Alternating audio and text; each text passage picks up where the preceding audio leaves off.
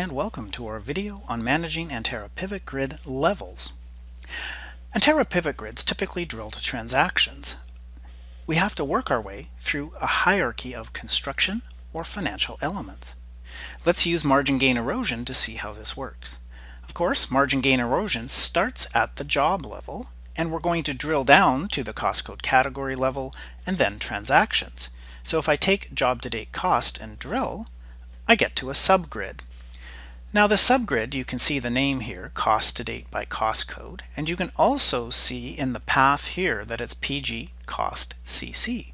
So just like the job level, you can add and remove columns and rename columns at this level and then further below at the transaction level.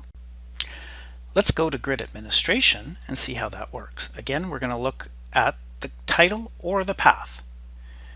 You have to be an admin to do this. Let's go to UI administration and open Pivot Grid administration in a new tab.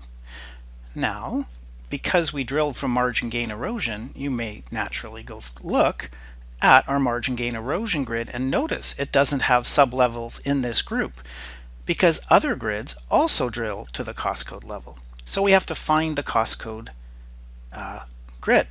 So here we see it right here, cost to date by cost code, and it's under the project cost scorecard, and we can also see that path. Now if you take time and can't find it, you can always just search for this path. So you see the PG cost / cost code. If I want to pick the drill route and say contains something that's part of that, like cost / CC, and I filter, I get right to that grid. And now I can open it, and here's where we turn columns off and on to be visible on the grid. And I like to make this full screen so that I can now search for columns and then make them visible or not, or change the names or tooltips however you like. So this concludes our video on changing subgrids.